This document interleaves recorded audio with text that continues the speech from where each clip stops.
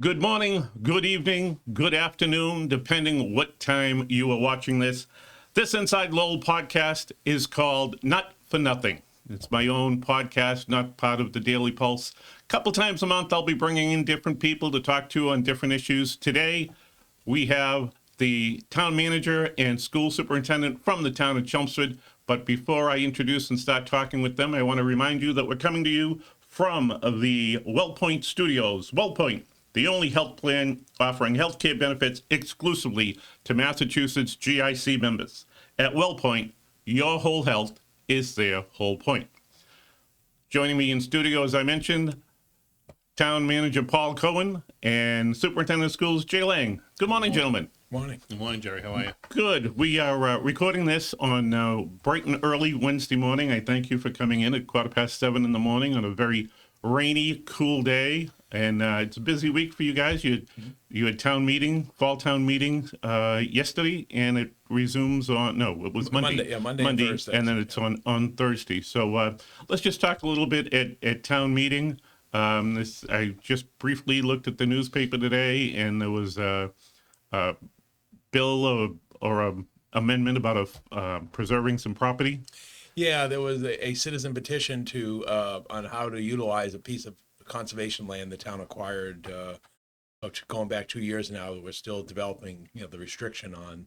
That took about 45 minutes. It was an advisory vote, and it was split. I mean, it failed by about a handful of votes, but I think everyone left there with the same sense of purpose on providing some, an open area in addition to, sort of undisturbed conservation area property. So I think that worked out well. And, and the other thing that we took up on Monday night were the financial articles, particularly, with Jay being here, trying to address the replacement of the McCarthy School roof in sections. I mean, Chelmsford, we're not only doing town meeting this week, but tonight's our big forum for developing new middle school, our new Parker Middle School. But all of our schools are that 50 to 70 year age. And so we put $2.5 million towards the replacement of the McCarthy School roof. And we know we'll have to come back for additional funds to do additional portions because it's not only replacing the roof surface, but you also have to meet today's energy and insulation codes. And then you have to replace the solar panels.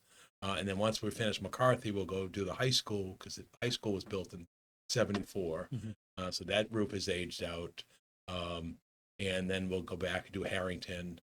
So a lot of it was on capital infrastructure and roofs being the big one right now because we've just awarded contracts to do school elevators. So as you can see, we're really into the school facilities and infrastructure investments. When you do those type of projects, do you go through can you go through the MSBA, that accelerated repair program, so that the state's picking up 50% in our case, and Jay and I are working on the South Row School roof, which we're finalizing the design, and that work will take place next summer. And that was a 50% reimbursement for that roof project. Again, Chelmsford has 7 school buildings, and they're all constructed in that window of 1959 to 1974. So obviously, the big effort is to get a new middle school, which Jay can speak to because he's very involved with the educational and development of that, but obviously we have to maintain our existing buildings, for the foreseeable future. All right. Why replace the roof in sections? Well, I think, to be honest with you, it's just the scale of the project. So one of the things over the last probably 2 or 3 years, Paul, I think capital-wise with the schools, it's been a lot of the internal systems. So we had like a series of boilers that had to be replaced at all the buildings for the heating systems. Elevators came up a couple of years ago. They're aging out, and it's very difficult. Electrical switch gear. It's just very difficult to keep some of the old systems running in the buildings. For us, like elevators was a priority because we only have one elevator in a building. So if it happens to go down, these are old elevators, it's very difficult to get replacement parts, and we just can't afford to be down for, days or weeks or months. So the town's been very proactive in actually kind of changing those out before end of life, just so that we're not dealing with those situations. But I think lately, just the scale of some of the projects and just the pure amount of money that it costs to fund some of the projects is difficult. So these are actually being funded. Traditionally, the town has allocated about $6 million a year in capital funding. This, Paul was able to actually recommend through free cash or the McCarthy roof. But these aren't going out to like debt exclusions or anything like that. It's being managed within the budget. But just the pure size and scale of some of these roofs, it's just very costly. The back section of McCarthy, which is being funded now, in total is about $3.7 million. And that's for the over the gymnasium, the cafeteria, the boys and girls locker rooms, the small gym. Sometimes people come out to vote in the small gym at the school, and then the modular classrooms in the back. So it's really from the CAF back of the building. There's equally as large, if not larger, section of the building in the front. And again, one of the complexities is the solar. So Chelmsford, a long time ago, invested in a lot of solar, which has helped to keep up with rising costs of utility bills. But when you have to take down the solar, put back up the solar, it just adds complexity to the project. So I think, funding just isn't going quite as far as it used to, just because of some of the scale and cost of these projects. We did at South Row. The South Row roof happened to be old enough to qualify for the accelerated repair program. I think last year you had to be 27, 28, 29 years old for a roof to be eligible. And some of our roofs, unfortunately, like the McCarthy section, just isn't at that age. So it wasn't eligible and it was leaking. So we couldn't afford to wait until you get to that point. But we may actually, like the Harrington roof, Paul had mentioned, after McCarthy, the high school is probably in the worst. Then after that, it would likely be Harrington. That roof may be getting close to the 30-year point by then, so it might be worthwhile applying for MSBA funding, trying to get the accelerated repair, because for Chelmsford, it is about a 50% reimbursement. So that $4 million roof is costing $2 million in town funds. But it's something that we work through annually with the capital plan. A lot of it's just, again, because of the size, like staggering these projects. And it's also a lot to manage internally with staff. We have a small staff at the school department. DPW is wonderful. Christine Clancy and her group, Matt Schweitzer over there, do a very good job managing the project. So we're very fortunate on that front. It's just a lot. And again, I think it's a lot of the aging buildings. Again, your buildings are 50 to 70 years old on the school side. The town buildings also, I know you've got some capital projects coming up in the town buildings. The town does a very nice job of keeping the older buildings up, but they are older buildings, and a lot of their systems do need to be replaced. Paul, Chelmsford seems to be in a decent financial shape. You're able to do a lot of this capital projects, but the way the economy said it, the federal shutdown, the federal cuts, and the state looks like it's underperforming. Are you concerned what's coming down the road? We're very concerned. We at town meeting at the beginning, we provided a 5-year financial forecast, and the forecast for the upcoming year was a $3.2 million deficit of about a $178 million budget. And then that just doubles and triples every year you go out. So, 3 million, 6 million, 9 million. The problem is Proposition 2.5 limits the growth in the property tax base to 2.5% per year. And we fund 77% of our budget from the property tax. Well, inflation is running more than 2.5% in terms of just your basic costs of operations, for compensating employees, for goods and services. But the thing that's killing us right now is healthcare. We just have a calendar year renewal on our Medicare supplement plans, and one was up 18.4%, and the other one was up 22%.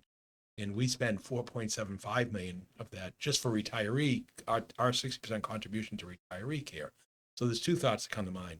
One is the town's cost, but then you really feel for the retirees, because they're picking up 40% of an 18% increase. And so you're questioning, where are these people going to come up with an extra $70 a month to pay for their Medicare supplement plan? And then the same thing on the active employees, which are on a fiscal year basis. We get reports of our premiums versus expenditures, and last year went up 18%, and we're projecting this year around 13%. And when you aside from schools, our second largest component of our budget is benefits and insurance. And so we're spending, $14+ million in benefits, for healthcare. And then you have the retirement assessment coming in 6.5% behind that, which is, it's just staggering.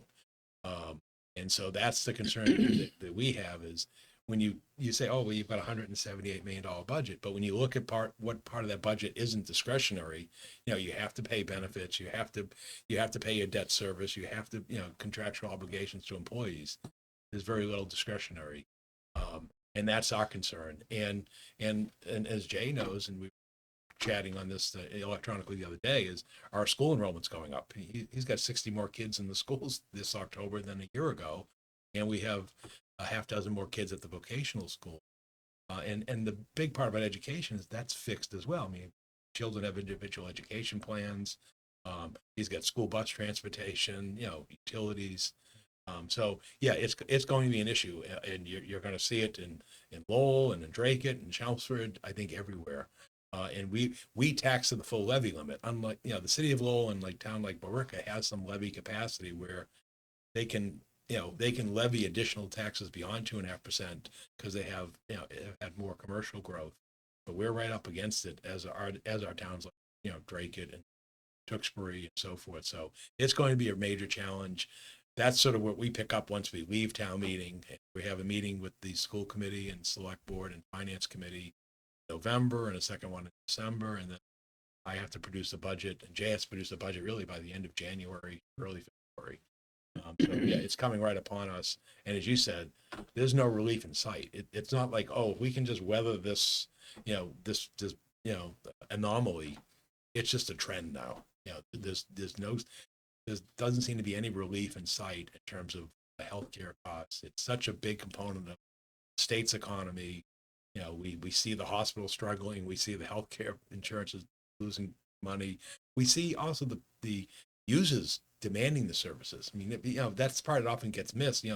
They point fingers at the hospitals or the healthcare insurers and so forth, but it's an insatiable demand for healthcare in terms of, prescription drugs and so forth. So, and just services. And so I think it's probably one of the most alarming times in my 35 years of a challenge. I mean, we've weathered recessions, but you always knew a recession was temporary.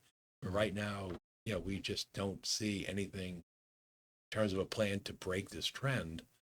And also behind it, you're not seeing the economic development activity. So whether it's a city of Boston or even a town like Chelmsford, you're not seeing the projects queuing up saying, oh, okay, well, we've got this coming for the planning board and this, even if somebody who casually goes into the city of Boston, you don't see the cranes in the sky. And I think that's a concern, is it doesn't seem to be, any kind of a revenue generator on the other side in terms of economic development, which would help not only the municipality, but also the residents. What we're seeing is people are being, squeezed financially in their personal lives. And I think a lot of cases they'd like to help more in terms of, support, but I think it's a question of they're just, because they're going to the grocery store, they're paying their utility bills, their health insurance costs and so forth. So yeah, it's going to be a very challenging period in the next several months. And I think probably for the next few. And Jay, he mentioned that you have increased enrollment, and right away somebody will say, well, that means you'll get more Chapter 70 money. But the way the Chapter 70 formula, which you need a degree to try to understand it, Chelmsford is very limited in what you get in Chapter 70 funding. It is. So, we had been a little, kind of flat over the last year, kind of overall in enrollment.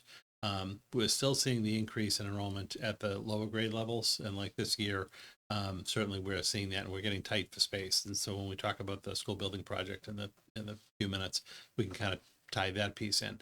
But we had a little bit of a decline high school wise, so that was balancing us. So as a district, we were basically level. But we are projected over the next probably 10 years or so at this point to increase by 500 to 600 students. A lot of districts are not increasing in size, but we actually are projected to. And in this year, our draft numbers have us going up about 60 students. And a lot of that is primarily elementary age. So that is going to be a challenge. I mean, the state's funding formula is obviously, as you indicate, very complex. There's a few people who really, know it well and enjoy kind of getting into it. I'm hoping to see some relief. We're running numbers now to look at the different scenarios. but it's not just a one for one. You know, if you have an extra child, you're getting an extra $16,000 from the state because of the way the formula works. So I'm hopeful we'll get a little bit of a bump this year because that is a larger number than we traditionally have had, but we're still in the preliminary stages of looking at the numbers, and DESE still hasn't certified them. So we send in our October 1 report, but it usually will be actually maybe late this week, early next week. We'll have our SIMS report be updated, and then those will be the numbers that the Chapter 70 is comprised of. So then we can do some scenarios. Now, DESE is running some listening sessions Yes, yeah. involving the Chapter 70. The closest one around here is Boxford, I believe. Yeah, they're not close to us. No, but there is a virtual online one on November 18th that you can go on the website. But do you really think much will be accomplished from that? Because I know communities like Chelmsford, but more communities that have regional districts, like out at the Middlesex, out in the Groton, Pepperell, they are hurting. Yeah. They are hurting. I mean, my family, my son and his family live out in Pepperell. You know, my little guy's in kindergarten, and he's got 28 kindergarten kids in the classroom. Right. And all those classes, they closed one of the schools in one of the towns. Do you think that this listening session will have any effect on the formula? I mean, I think the reason they're having them now is because, this is going to be the last year of the full implementation of the Student Opportunity Act. So they have to kind of figure out like what's going to be next. Now, the Student Opportunity Act, in all honesty, didn't benefit Chelmsford. It was targeted to benefit more of the urban communities. So like a Lowell benefited, a Lawrence benefited from that. The communities didn't. We saw a little bit of an increase to help us with some of our extreme special ed costs around circuit breaker reimbursement. But in a whole, that didn't necessarily help us. And I think most communities across the state, it didn't truly help. So I do know that there's been some push to at least have a relook at the formula and figure out, going forward, how is it going to potentially help some of the communities.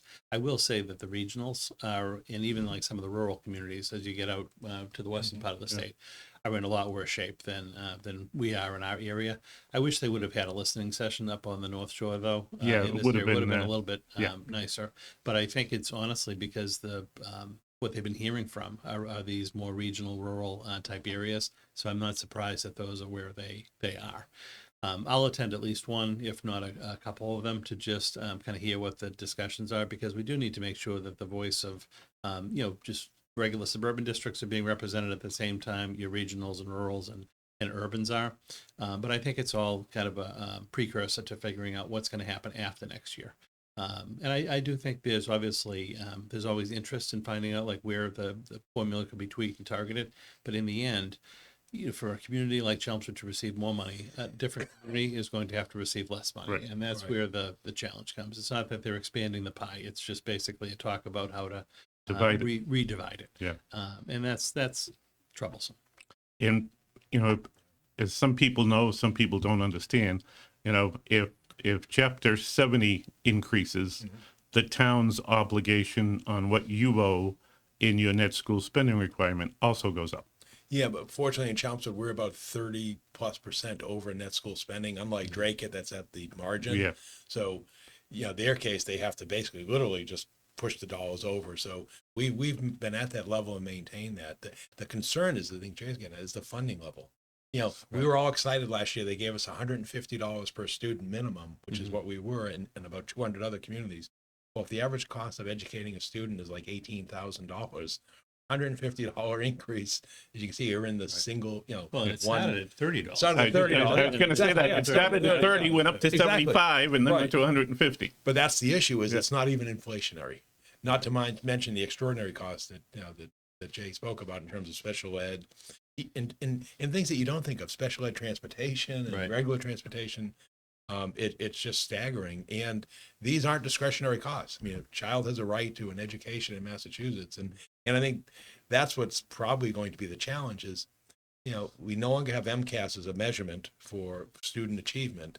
And I know there's another state panel working on that, but the state the reason we've had these education reform bills historically have been the threat of litigation in terms of a student in a community saying, hey, I don't have the same education as a student in a a different community in terms of, funding levels and opportunities. And I think that's going to be the challenge is how can you fund an adequate education and fair to everyone, but also what's your metric on how to measure that? And that's going to be the challenge. I mean, that's, if you go back to the reforms of even back to 92, they were all done in the face of litigation. Mm-hmm. And even the Student Opportunities Act was threatened litigation. More litigation. And more likely it's going to happen It's again. gonna happen again. Because, when you look at the funding levels of more affluent communities versus rural communities and so forth, there is a disparity. What Burlington spends to educate a child versus Boxford or a small community, it's very different. And I think that's where I think the state is sort of recognizing that, and they're trying to wrestle with that. But as Jay knows, there's only so much the state can support, and Right. and I think they're under pressure right now because, as you're probably aware, there's a lot of ballot questions that are circulating out there to cut the state income tax. Yep. And the business community is asking the state to be more competitive and cost wise of doing business in Massachusetts. And then how do you balance that with the educational, which has sort of been our strength as a skilled workforce? And just from, my point of view as someone who works with high school kids trying to find jobs, more businesses, including McDonald's, there's at least 2 McDonald's franchises in Dracut and one in Lowell, 18. They want 18-year-olds. Really? Pizza shops want 18-year-olds. Market Basket still takes 14 to 18. There's not a Market Basket in Lowell that's hiring right now. They are all maxed out. They want people for the day shift. Yeah, right. It doesn't work for high Not school when they're in kids. school, Right. So it's getting tougher and tougher, and I think the minimum wage contributes to that because as one pizza shop owner said to me, no offense, Mr. Nutter, but if I get a 16 or 17-year-old kid and I get a guy like around your age who's just retired, who's looking just to do something for 15 or 20 hours a week, I'm going to go with the older guy because he has experience. I know he'll show up. He's not going to ditch me. He's always on the phone. And yet we have so many kids who are just like, they don't want a job to have spending money. A lot of these kids want a job to help their family survive. Yeah. And that's a tough. And, Jay, you all school systems face the problem, as Paul mentioned, the increasing cost of special ed. And you can forecast as much as you think you can in your budget. Right. You get a kid that moves into town, November, December, January, and is on an IEP from another location that is special needs, and now you get a $200,000 bill in transportation down to, a private school or a smaller school setting that you guys just have to eat. Right. No, I mean, that happens. And, we can budget for the students that are in front of us at any given time. And you always try to have a little set aside for the unknowns, but like the unknowns aren't like a $20,000 or $30,000 unknown. Like you mentioned, it can be a couple $100,000 unknown. And, not that we joke, but we always say, well, they're always moving to Chelmsford, but we don't see them leaving, so it's not like you're having a high cost placement come in and then one is going out. So it just doesn't seem to be, kind of fully even, but, we have built up a little bit of reserve in like our circuit breaker account where we can hold that. We work to set up a special sped reserve, which we haven't had to tap just for those extreme cases that come up to at least allow you to then incorporate it into the following year budget. We haven't had to do that yet, but, it's difficult. You are listening to the Not for Nothing podcast here, coming to you from the WellPoint studio on Inside Lowell. Jerry Nutter along with Town Manager Paul Cohen, Superintendent of Schools Jay Lang. I just wanted to remind everybody where you are. You're on Inside Lowell. You're not on WCAP any longer. Paul, you mentioned new growth. You have a whole new housing project coming in or mostly almost done now where the old West Campus used to be. How is that affecting services that are required, and how many new students did you end up with from that? I don't know the exact number of students because, again, I haven't seen the October 1 enrollments, and even all I see is the aggregate numbers. So I don't know where they're coming from. But that development, the final building will be occupied next month in November. So they basically took occupancy sort of starting late spring over the summer. There's I think 350 plus units of rental housing there, mostly 1 and 2 bedrooms. We are in the middle right now of it's also tax rate and tax classification, and we're actually doing a 5-year reval right now. We were told our new growth is just over $2 million, which it's not bad, but in a given year we were around 1.6, 1.8. So we didn't, and we're not quite sure how much of that project got captured by June 30th cutoff versus afterwards. So we're projecting about 2 million this year, 2 million next year, and then there's nothing in the pipeline that we could see of significance. And so people in Chelmsford will soon be seeing their new valuations in the next few weeks, which is always welcome. Oh yeah, people love that. They love that. And then the select board in November will hold a hearing on this, classification or split of the tax rate. And so, yeah, we've the units are impressive, but they're also costly. I mean, people spend very expensive in terms of market rates because, again, there's this housing shortage. So we haven't seen the full demand. I mean, the beauty of it is it is a self-contained development. I mean, all the buildings that meet today's energy, public safety codes, fire sprinklers, and so forth. And it is a self-contained development in terms of the town's not plowing the streets or what have you. Thus far, so good. Water storage? It has its own sewer treatment plant. And they do receive municipal water from the North Chelmsford Water District. So far, so good. And we really haven't seen any traffic issues either. There was concerns about what would the traffic impact be. So far, so good over there.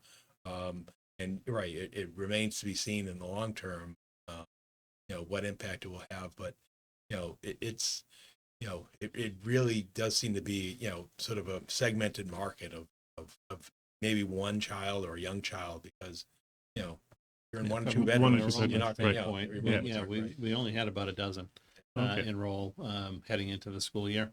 I haven't looked lately, but we can track that address. But a dozen, it isn't bad, and they're spread through the grade level, so it's not really impacting us at this point. You mentioned there's not much in the pipeline. Now, we've heard stories that somebody came and bought the Chelmsford Mall. And wants to, redevelop it a little bit, spruce it up, maybe add a couple of, standalone buildings. And I'm hearing there's some negativity with the neighbors about that. Yeah, Wen Stanley Enterprises, which owns the plaza, what we call the Old Purity Supreme Plaza, where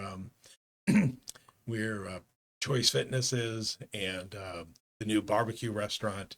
They purchased the Chelmsford Mall. They're before the planning board, currently trying to put 2 standalone drive-throughs at the entrance by the traffic signal. That was not well received by the neighborhood. They're basically they're converting one, I think, to a bank/credit union with a drive-through, which is not a huge traffic generator, particularly during the off business hours or weekends, and then maybe 1 standalone drive-through. So they're doing the traffic studies and impact. So we expect that will get permitted in some manner by the end of the year, but that doesn't bring significant tax revenue to the town because the buildings don't have much value. I mean, it's a restaurant or a bank or a credit union.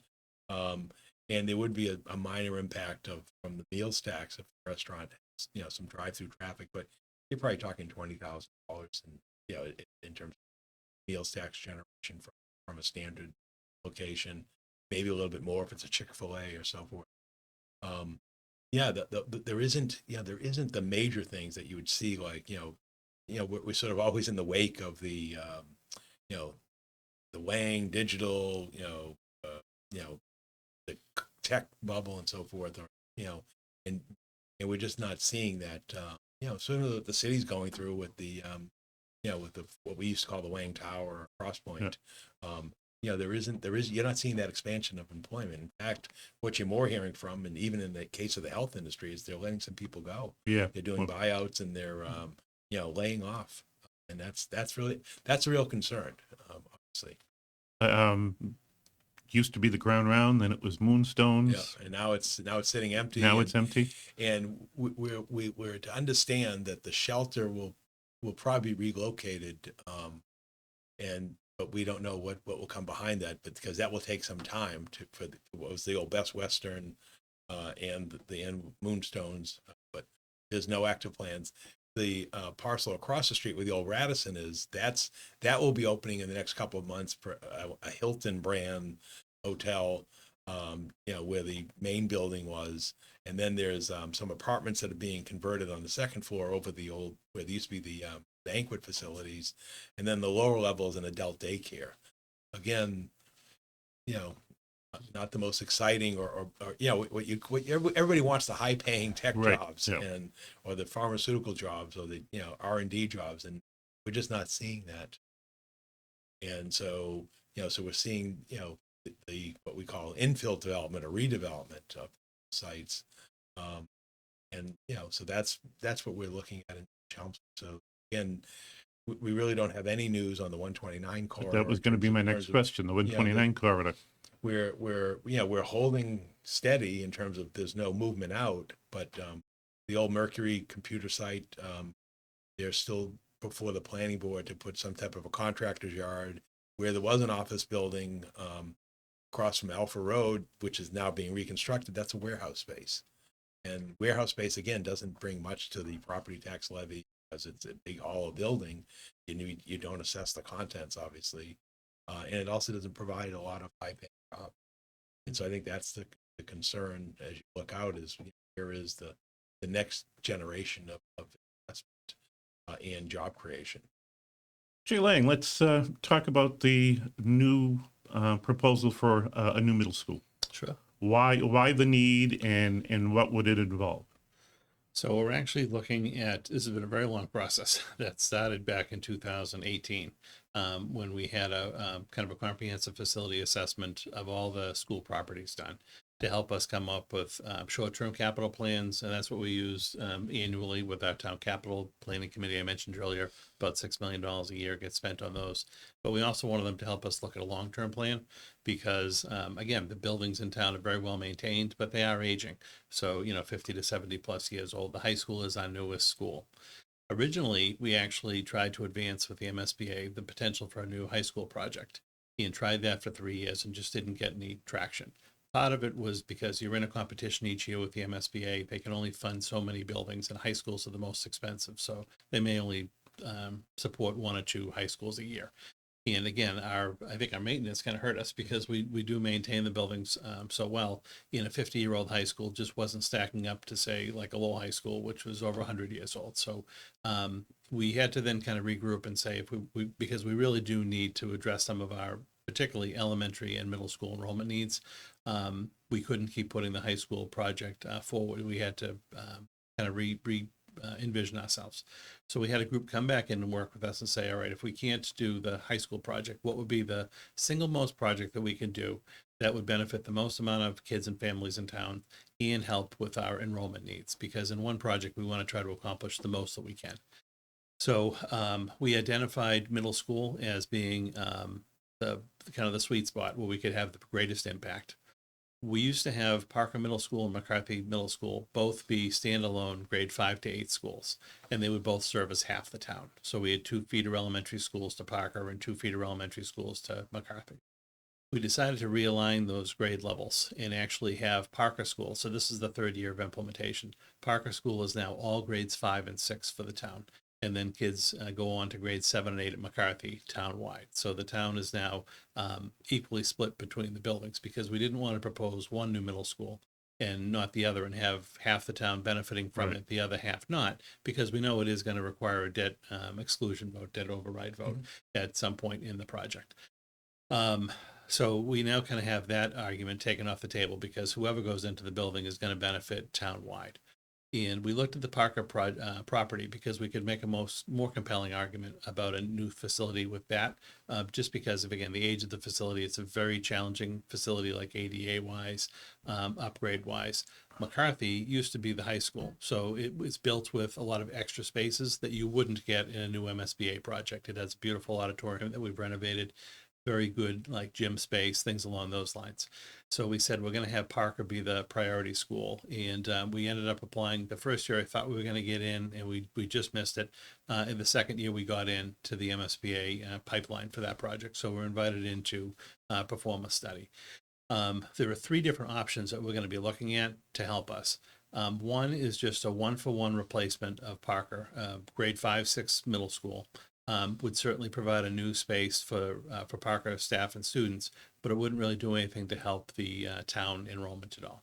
A second option is to build a 3-grade level school, and what we're saying is a grade 4, 5, 6. If we did a 4, 5, 6, it lets us take the 4th grade out of each of the elementary buildings. That opens up about 100, 110 seats in each of the elementary buildings, which again are old, but they're in very good shape. And that then extends their life, because you're now picking up 4 or 5 classrooms per building. That would have a big impact on enrollment, and that would certainly help us with the bubble. So that 4, 5, 6 is also developmentally a great age. Curriculum-wise, everything is aligned well. And then the kids would all go off to McCarthy for 7th and 8th. The third option we have to explore is basically rejoining the 2 middle schools into kind of a mega middle school. So bringing 5 to 8 under one roof again. Parker would come offline. McCarthy could then potentially be used as a 5th elementary school, because if you had your whole new population in the school, we could do that. That would be a huge project. So that would actually be a school bigger than our high school. That would be about a 1,900 plus student facility, and it's also going to be the most costly. In the end, I don't know if that one's going to have legs, but we still have to go through the process with the MSBA. But those are the three options we have to explore. So we have been invited into feasibility. We were able to hire Left Field as our owner's project manager.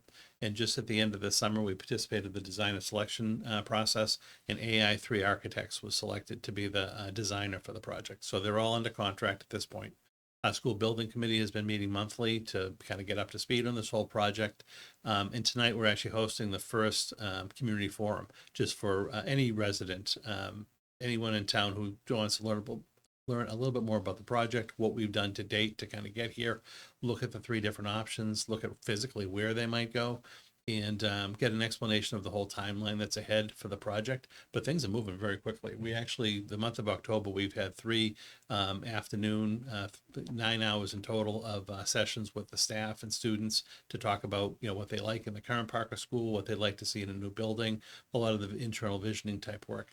So tonight it shifts to the public, and we're actually going to host, again, when the podcast runs, I'm not sure. So it'll be on late this afternoon, today, which is Wednesday, October 22nd. Yeah, so Wednesday the 22nd at 7. We're going to host that at 7 o'clock at night at the Elks in town. So anyone is welcome to come. If you miss this one, we're also going to do one in November, and we're going to do one in December, because in January we have our first submission to the MSBA to try to whittle down some of this work. And it's going to be a tight timeline. So from January to May, we actually get to picking the selection that we want to go forward with. The option, the 5-6, the 4-5-6, or the 5-8, as well as the location where it would go in town. So we're looking at obviously town properties. Highly likely it would just be built on the ball field adjacent to the current Parker School. And then when opened, you would knock down the old Parker School and make that the field space. But these decisions will also be made by the springtime. And then between May and October, they'll do their schematic design work, they'll do their cost estimating, and we would actually have kind of renderings, a budget. And it's looking like right after the holidays, from almost a little over a year from now, January, February of 27, we would be having a special town meeting to get town meeting to approve it. And then we would be going for a town-wide vote to hopefully support the school. And then once approved, it would get into construction documents, bidding. You would likely start construction in the spring, summer of 28, and it would open in the fall of 30. So the 30-31 school year would be the new building. Now, if Panos was sitting here, he'd say about the same time we'll finally finish a little high. But I think it'll be done before that. Okay. But every once in a while in this seat, the Panos thing takes over. Paul, that's a great program, and a needed. Does it come with a Prop 2.5 override or a Prop 2.5 debt exclusion? Debt exclusion. All right. So explain to people the difference between them both. Yeah, the debt exclusion, as the name suggests, is for the debt. So the debt service that's related to that project, the town's portion, because the state actually, the good thing about the state now is they'll reimburse you up front. So you only have to bond the town portion of the project. That debt service, which would be over a 30-year period, that amount every year is excluded from our levy capacity under Proposition 2.5. And as it changes over time, because you actually, unlike a conventional home mortgage, which is generally constant over a 30-year period, it actually declines over a 30-year period because they do level principal based. So you pay, but there's less principal every year, therefore there's less interest. So that's excluded. And override is a permanent increase in the levy that's forever.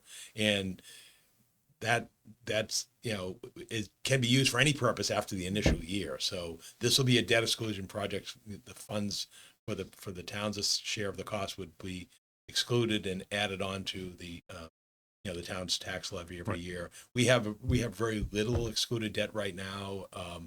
We're I think we're in the last year of the DPW building debt exclusion, and next year we're also reconstructing 2 new satellite fire stations. That was a $25 million project. That debt service will get added to the tax levy next year. But obviously the school project is much more significant. So what people would see if they support the debt exclusion is they would get their property tax bill, but there'd be a separate line for the. Well, actually, it isn't a separate. It isn't a separate line. It's baked in. It's baked in. But when the decision comes, we will tell folks this is what the projected cost increases for the typical average single family home, or our condo, so forth. So let's say the average home is assessed at $600,000. We'll say for a $600,000 home, this would be the tax increase for the debt service. And obviously, if your home's worth 500 or 700, you can do the math. Right. So that's how people are informed when the vote occurs. And so that, as Jay noted, it takes not only a town meeting vote, but then it'll take a ballot vote in the community. And it needs a 2/3 vote at town meeting and a majority at the ballot. And generally, town meeting advances it to allow the ballot vote, because ultimately the idea is let's let the residents decide, at the ballot box if they. Now, Chelmsford seems to have a pretty strong mix of families, family ranges, and instead of you're not an old town. Well, we're an older community. Yeah. I mean, when you look at, if you compared us to Westford, for example, or Acton, the number of families per the total population, I think it's about 20% or so of the population has children in the school system. You go to a town like Westford, you're much higher than. And, so Chelmsford is an older community in terms of the age level. But we clearly think we have the demographics to support that, of the income base in the community. You've mentioned, you're one of the few town managers who have talked about, at least on the air with us, about the restriction and Prop 2.5. Mm-hmm. Has there been any talk by the Mass Municipal Association and just the managers and mayors about trying to get the state to, make it 3% or 3.5% or anything to change from that 2.5 level? There's been some ink and feelers, I'd say, put out there. And in fact, the Mass Municipal Association just put out a fiscal report. The sense we get from the legislature and leadership and the governors, they're not going to tinker with Proposition 2.5, even though I think there's a basis to say, why not index it to 2.5% or inflation, whichever is the higher. The real focus now of the municipal association, and we know there's letters of support from the school superintendents and so forth, is the level of state aid.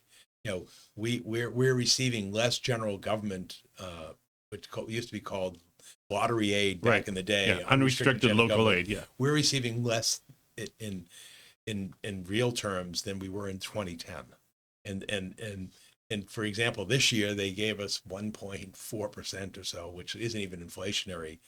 And then, as you said earlier in our discussion, the impacts of Proposition 2.5, of the Chapter 70 education funding, which is the other component of state funding, hasn't kept pace either. And so if you look in the aggregate, the revenue sharing, as we call it at the local level, that we saw, if you went back to the Dukakis administration, or even went back to Governor Weld and so forth, it's just not there. And it's a little disappointing because when they passed the, call it millionaires tax or what have you, the priority has been on some very beneficial programs, free community college, free student lunch. But I think that what the municipal association, the towns are feeling is, is, wait a minute, you can't forget your core. And if we're not maintaining a state sharing partnership, then that's what's causing the stress, as you see in the rural communities, in the regionals, and particularly in a town like Chelmsford, we're sort of that forgotten middle class. And so that's really the issue. And I think you're going to see next month in November, you're going to hear the Municipal Association talk about their package of reforms. And some of it, quite frankly, is local option taxes. But so far, the legislature hasn't shown that either. In other words, we have a very modest meals tax. Right, where you're allowed to add what? Half a point? Something? Half a penny. And they don't even seem to want to allow the cities and towns to have the option of locally voting to increase that, or even a local option gas tax and so forth. And the disappointing part of that study is when you look across the country, the most revealing part is the state of Massachusetts lags even the median, meaning we're below the share of money that comes from the state to support local government, including education, nationally. And I think that was the eye opener of the study, because I think we've always assumed that Massachusetts was at the forefront in terms of the local aid, and instead, as we noted earlier, you get $150 per student, which isn't inflationary, not to mention the extraordinary costs. We're underfunded, as we call it, the unrestricted general government aid, and so that's why we're up against it, because we're taxing everything we can under the Proposition 2.5 property tax. And I think residents are it's a very unpopular tax because you see it so visibly. Every quarter you pay a property tax bill, and whereas if you have withholdings, you don't see it as much because it comes out of your check and you don't see your net pay. So that's a real concern in terms of the fiscal ability of government. Again, we're not asking to expand or to grow or to add programs. We're just trying to hang on to the core of what we have. And that's the essential part. I mean, our biggest expense at the local level are education, public safety, and public works. That's going to be a real challenge, as we said, going forward. And again, I think the message that we're trying to deliver is the state has to be a more, traditional partner in terms of providing support to the local government operations, as well as to allow the local government the opportunity to raise revenue at its own level. I think back to when I first started into blogging and things, and I had the opportunity to sit with former Lowell City Manager, former Cambridge City Manager, Jimmy Sullivan, who explained that when they brought in this Education Reform Act, how he and other managers from around the state kept telling the legislature, the way you're doing this, you're going to make me cut fire, you're going to make me cut DPD, because I only have so much money, and then when they did 2.5, and now Jim Sullivan is looking like he was Nostradamus, because we're seeing that. We're seeing that here in the city, that, the city, as you mentioned, with unrestricted local aid or lottery aid or whatever they want to call it, compared to the increase you get in education, you don't get anywhere near the same amount. And they have to do something about that. Right. And if the federal government's cutting the support, then it's almost a perfect storm. That's the issue. You've got inflation, the state's revenues are falling below their forecast. And if you get the federal cuts, it's going to be a very challenging period, within the next couple of years, because you're not likely to see any change in the next, at least for the next 3 years in terms of the federal level, regardless of who wins the election in terms of the Congress in 26. You're still going to have the same president there till 28, and you'll be back to where we are today, a stalemate and a shutdown. Yeah. Right. Hey, Lang, any positive news you want to tell us about the Chelmsford school system? It's a lot of positive, Jerry. There always is, and unfortunately, you don't hear a lot about it. Yeah, no, I mean, I think we're off to a very good year academically. Honestly, this is the smoothest opening in my tenure in Chelmsford as far as the start of the school year has gone. We had a great summer. We got a lot of capital projects accomplished in the buildings. We got all of our contracts settled last spring, right before we left. So we have 3-year contracts in place with all of our employee groups, which is great. It had everyone leave on a positive note. Everyone came back, kind of fresh and ready to go. As I mentioned, our enrollment's up a little bit, so we obviously have great staff, great students, great programming taking place. Our sports teams are off to a good fall, at the high school. All of our clubs and activities are starting up. We just this is the big week where they pick the different performers for all the plays and things. So we've got Oklahoma is going to be the show in November, right before Thanksgiving. Can I play Judd? Well, we'll see if they can be a stand-in maybe or something. You've heard me sing, Jay. Don't do it. We don't want that. But no, so there's a lot going on, and I think just the big focus this year for us is that potential new school building project. So the work is going to start with the community tonight, and again, I think that the town has been receptive. I think obviously we haven't built a building in a long time. I think if we don't seize the opportunity to do it now, I don't know what would be the impetus later to do it. So, our enrollment certainly warrants it. Our class sizes are still desirable. We're able to maneuver our budget a little bit to, add a teacher here or there if we need to keep our class sizes, I think, very reasonable and respectable. No, we're ready to just have a great school year, and we're off to a good start and looking forward to continue. Paul, what town projects going on, or? As I said, we immediately pivot to the budget season once we finish town meeting. We just keep, we had a presentation, Jay saw it at town meeting the other night, the work that Public Works is doing. I mean, we're finishing up our road paving program for the year. We've made some advances, by putting money in, and the state finally increased the share of Chapter 90, which is the state gas tax in many cities and towns. So we're actually, again, holding our own there, which is very helpful. We're actually looking at everything, quite frankly, because we have to. We just commissioned a study to look at why does Chelmsford still have 3 water districts in the year 2025 when would the town perhaps be better served by having one consolidated independent water district? So we're not talking a town take over the water districts. We've commissioned a consultant to say, would there be benefits to all residents of the community, all water takers, if those 3 were to combine into one management group, one oversight board? It's not saying you can combine the flows and so forth, but that is a question of, should there be one regulatory board, one organization, as opposed to 3 disparate organizations, because they're hitting the major challenges of PFAS. Oh, yeah. The whole issue of water quality. And so again, people want to be able to know, and that, they turn on the faucet, that they're, the water's safe to drink. We're obviously still studying, sewer capacity constraint in the town. Because again, that's going to be an issue for growth in the future, because we're not seeing a lot in terms of accessory dwelling units. Remember, that was a big topic a year topic, ago, yeah. and we've seen about a dozen come in, and mostly families. I mean, I think there was this thought that this was going to be an investor's haven of coming in, and so far we haven't seen it. It's been, I think, probably the other thing we've seen illegal ones become legal in terms of people who had them said, now okay, well, now the law has changed and I want to come in and approve, this dwelling unit. So again, I think, as Jay said, we're running, steady. It is sort of a tranquil period in terms of the town operations, things moving forward, and like I said, but we recognize that, like everyone, that there's a challenge confronting us fiscally and operationally in the months and years ahead. Well, gentlemen, I want to thank you for joining me here in studio this morning on my very first podcast for Inside Lowell. Thank you for listening. Off and on, I'll be doing 2 a month.